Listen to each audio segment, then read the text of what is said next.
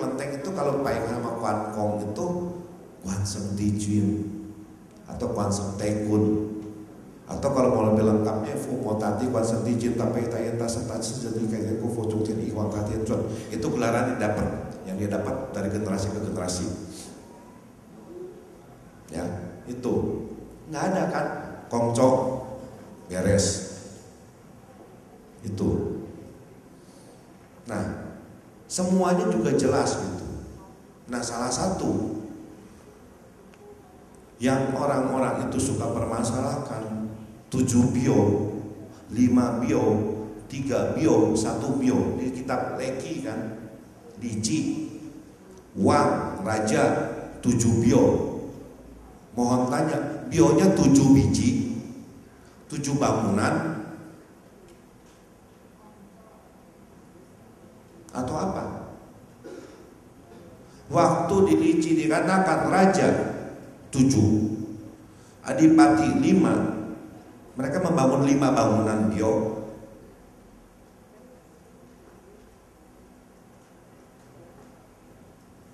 Bukan. Mereka menyusun 7 generasi ke atas. Mereka pakai 7 generasi ke atas, bukan membangun 7 bio. 7 generasi. Zaman ke zaman beralih, tidak diikuti lagi. Akhirnya jadi 9 generasi. Ini dalam keluarga. Ya, jadi kita dari kita ke tengah, ke atas, ke bawah. Nah, ini yang panggilan kekeluargaannya kan jelas. Asuh, enceklah di sini ape, engku, ya jelas. Tata hubungan sosialnya itu harus jelas supaya nggak ada salah panggil jipe, sape, sacek lah, sicek lah, apa cek kosong nggak ada, tapi itu. Nah, kemudian orang Tionghoa itu sebenarnya tertib, bukan tukang nyerobot. Karena di kelenteng Anda diajarkan tidak boleh nyerobot. Tertib, teratur. Lagi berkabung pun tertib, teratur, jelas.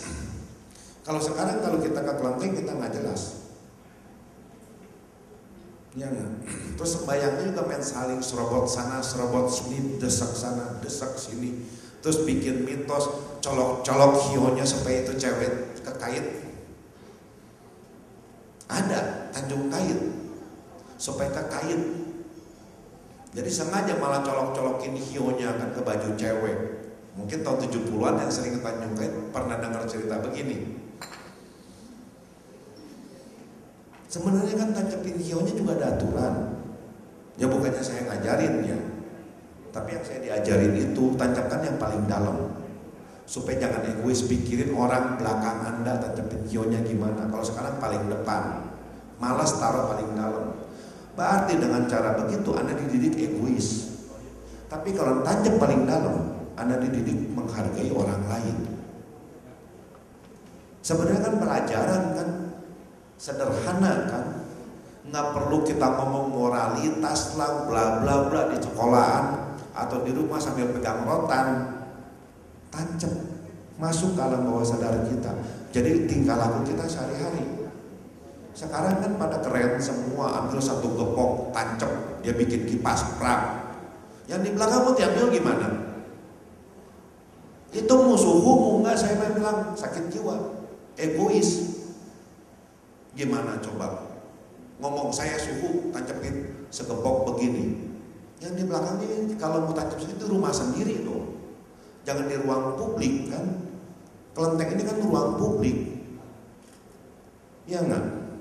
Nah, urutan-urutan cara kita pakai kan dijelas ya. Mungkin nggak usah aja Pak Handoko, mungkin yang senior-senior sudah tahu.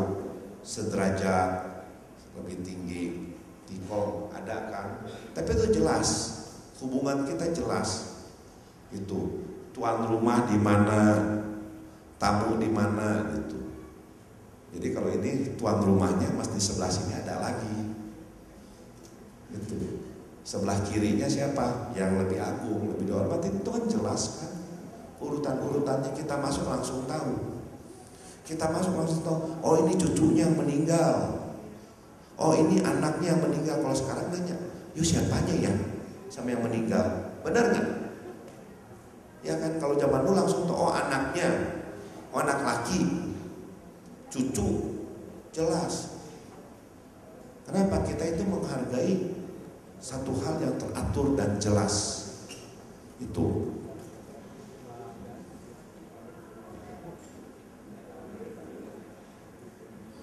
Nah, yang kedua ini makanan. Ini kalau makanan paling seru. Saya minum dulu ya. Soalnya temu makanan jadi lapar. Jam makan siang nih jam 12. Kenapa orang Tionghoa itu utamain makanan? Eli udah siap belum? Tanyanya kalau ketemu begitu. Saya datang jauh-jauh waktu itu tanya, kok udah siap belum? Nggak pernah nanya, kok selamat? Enggak. Udah siap belum? Udah makan belum? Kenapa? Karena satu konsep. Kalau Anda lapar, jangan ngomong budi pekerti. Bener, serius. Orang lapar itu tidak mungkin beretika. Kita harus mengenyangkan perutnya dia. Satu negara akan tentram, aman kalau penduduknya perutnya kenyang. Bener nggak? Jadi bukannya nyogok. Coba paling gampang gini, kamu pernah sekolah dong? Pagi nggak sarapan, malam nggak makan, keleyang-keleyangan, mau belajar aja bingung gitu. Jadi makan itu penting gitu. Kemudian juga apa? Budaya manapun memiliki budaya kuliner. Makanan itu adalah satu jamuan kehormatan. Satu jamuan kehormatan untuk tamu. Makanya dengan makanan itu mereka mengekspresikan rasa hormatnya. Salah satunya samseng. Samseng ini selain terkait dengan 3 nasir alam, zaman dahulu itu suatu bentuk penghormatan yang luar biasa untuk tamu.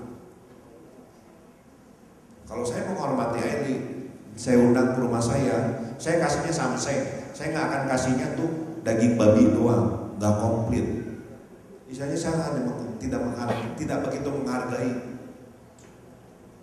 itu. Jadi kalau yang zaman dulu yang disebut untuk upacara itu sebenarnya thailau dan saulau,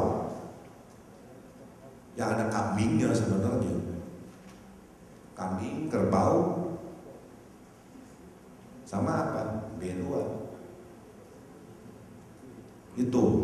Jadi samseng itu satu cara menghormati. Nah samseng juga ada yang disebut samseng kecil. Dan samseng juga ada 3 macam cara pengolahannya untuk 3 jenisnya. Itu. Nah, dengan kita memberikan teh, arak, berarti kita secara tidak langsung satu, kosmologi, yin dan yang. Kedua apa? Kalau saya menghormati tamu itu dengan arak. Makanya cinju itu nomor 1.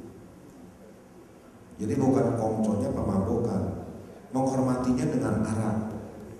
Arak itu satu bentuk penghormatan yang luar biasa. Itu malah saya punya teman, dia itu benar-benar saking hormatnya sama kongconya, araknya itu Mao Tai sama Uliang Ye. Yang sebotol itu kalau benar-benar asli ya dia itu sekitar 4 jutaan. Dia beli yang terbaik. Tapi udah beresnya dia begini juga. Itu. Nah, makanan salah satu cara mengungkapkan. Tidak ada tradisi Tionghoa yang lepas dari makanan. Mulai dari tanggal 1 Imlek sampai tanggal 30 malam Imlek, semua full makanan. Tidak ada tradisi yang luput dari makanan. Ngelamar aja bawa makanan. Benar nggak? Yang mati aja bawa makanan. Kenapa? Terus terang, saya kadang-kadang mikir, kalau orang zaman dulu, kalau yang ada yang meninggal, itu kan bawanya kain. Benar nggak? Sekarang bawanya bunga. Lah bunga buat apa? Udah beres. Kalau kain kan digunting bikin baju dia kan. Jadi lihat gitu. Cara-cara kita itu dengan makanan. Terus juga kaitannya kita dengan kekerabatan. Kenapa kita harus menghormati leluhur? Karena dengan adanya leluhur, adanya warisan pengetahuan yang berkesinambungan. Itu juga kenapa kita harus menghormati yang tua, kenapa kita harus berbakti kepada yang tua. Sebenarnya sistem jaminan sosial bagi kaum manula. Kenapa? Satu saat saya pun akan tua. Anak saya yang merawat saya. Kalau saya tidak merawat orang tua saya dengan baik, berarti saya tua belum tentu dirawat oleh anak dengan baik. Jadi sistem konsep how-nya itu konsep apa? Konsep jaminan sosial, jaminan masyarakat, how berbaktinya itu. Kemudian apa lagi? Kontrol sosial masyarakat. Sadar nggak sadar, saat kita kesel sama orang, lu tuh anak siapa sih? Kamu tuh anak siapa? Yang ditanya bapak mamanya. Benar nggak? Jadi orang Tionghoa itu jaga muka orang tua. Benar nggak? Salah satu tindakan berbakti itu adalah apa? Penghormatan leluhur, jaga muka. Tapi sekarang mukanya saking dijaganya, yang busuk-busuk ditutupin habis-habisan. Benar nggak? Sebenarnya konsep kontrol masyarakat itu, konsep-konsep kontrol sosial masyarakat, bukan yang aneh-aneh gitu. Bakti juga sama, makanan juga sama. Kalau misalnya kita ngomong makanan, orang kan suka berpikir, orang Tionghoa kasih makanan, ini anggap dia kan suka dipanggil maco nih sama teman-temannya nih, maco ini dikasih makanan begini, anggapnya kan sombong. Benar nggak? Kalau misalnya saya gunakan istilah, kenapa zaman dulu orang Tionghoa itu kalau ngelamar itu kan pakai makanan, kan ditiru sama orang Barat Valentine Day bawa coklat. Benar nggak?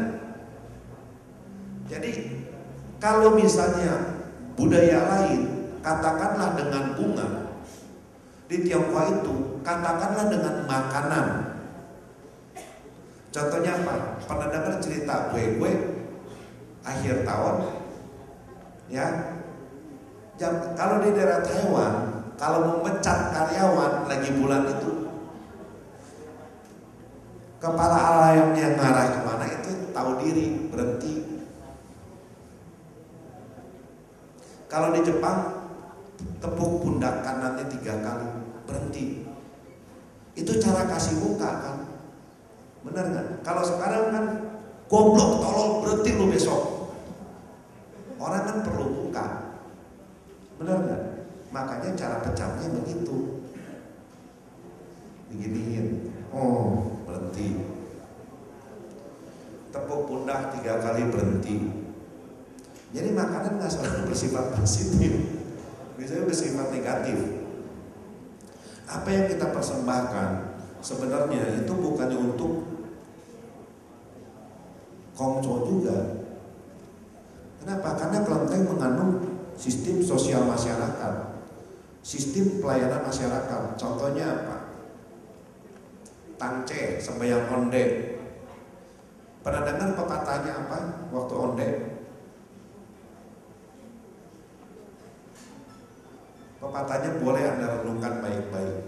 Orang kaya kenyang semalaman, orang kaya hangat semalaman, orang miskin lapar semalaman, orang miskin kedinginan semalaman. Itu tangce. sembahyang onde. Jadi setelah Anda sembahyang sama para kongco Anda, mau nyogok, mau minta hoki, whatever, terserah, tapi Anda harus berbagi. Berbaginya apa? Bikin bubur atau apapun, bagi kepada mereka yang apa? Kelaparan. Makanan yang kita pergunakan juga untuk dibagi, bukan untuk diri sendiri. Sembahyang bulan 7, sembahyang Joko, itu kan untuk kaum fakir miskin, bukan untuk kaum kaya. Sembahyang rebutan itu kan sembahyang penebusan dosa, penghapusan dosa Anda. Dan itu harus dengan apa? Berbuat pahala kan. Pahalanya kepada siapa? Kaum fakir miskin kan, kaum orang miskin. Makanya saya itu gak pernah mau minta makanan waktu lagi cheat gue di kelenteng. Gak pernah mau, karena saya bukan fakir miskin. Saya gak akan minta zakat, asalnya di Islam, karena saya mampu. Itu salah satu fungsinya sebenarnya. Makanan itu untuk berbagi juga. Kepada siapa? Kepada mereka yang kekurangan. Caranya apa? Kita bisa bayangin, tadi konsepnya kan sederhana. Kalau rakyat lapar, negara kacau. Betul? Masyarakat pun tidak aman kan? Nah, kita itu banyak upacara dengan makanan dan dibagi kepada mereka yang miskin. Sebagai apa? Kontribusi sosial. Makanya di film-film kan suka ada orang bagi-bagi mantau kan, bagi minum. Zaman dulu kan kelenteng juga fungsinya salah satu gitu. Saya nih mungkin zaman dulu, mungkin tumimba lahirnya dulu pernah ke Parakan, dagang gitu. Mau tidur gak ada tempat tidur, ke kelenteng kan. Perut lapar, makannya di mana? Di kelenteng kan. Betul gak? Zaman dulu kan kelenteng fungsi sosialnya begitu luas, bukan fungsi tung-tung ceng, bukan tung-tung cep. Fungsi sosialnya luas. Itu yang mesti kita angkat gitu. Nah, makanan juga mempersatukan keluarga. Ini cerita sembahyang onde. Zaman dulu saya waktu masih kecil itu bikin bacang itu rame-rame, bikin onde rame-rame. Sekarang bukannya bikin bacang, order bacang. Lagi pecun. Zaman dulu ini kan berarti apa? Dengan makanan, dengan membuat onde yang sederhana, simple kan. Bikin onde memang susahnya kayak gimana sih? Kalau bikin bacang memang agak repot ya. Harus dibungkus, harus diikat, direbus berjam-jam lah, cari daunnya. Onde kan gampang. Tapi lihat ya, di gambar ini, ilustrasi ini, satu keluarga berkumpul. Ini ada emak, ada engkong, ada cucu, ada mantu, bergabung kan dalam satu kegiatan kan yang lenyap. Kenapa? Anak-anaknya malah sekumpul sama orang tua. Dia lupa orang tua itu malam kadang-kadang kalau udah meninggal, udah tua, anak-anaknya jauh, mungkin nangis. Mereka larinya kemana? Zaman dulu, bicara lagi zaman dulu, ya ke kelenteng lagi lah. Dulu mana ada rumah panti jompo? Ke kelenteng. Yatim piatu dulu ditampungnya di mana? Di kelenteng. Nah, lihat begini. Dengan cara makanan, iseng-iseng bikin onde, bisa membangun satu kekerabatan kan? Ya, membangun kebersamaan kan? Jadi nanti kalau misalnya itu tahun depan atau mau ini boleh bikin di rumah tetap. Kenapa orang Tionghoa itu mengutamakan faktor keluarga? Makanya saya juga kadang-kadang saya terus terang pribadi, saya malam Imlek tidak ke kelenteng sembahyang. Saya sembahyang di rumah, saya kumpul sama papa mama saya ngobrol. Enggak ke kelenteng. Ke kelentengnya besok. Setelah tanggal 1, malamnya enggak. Malam Imlek itu disebut malam makan keluarga. kita sebut 团年饭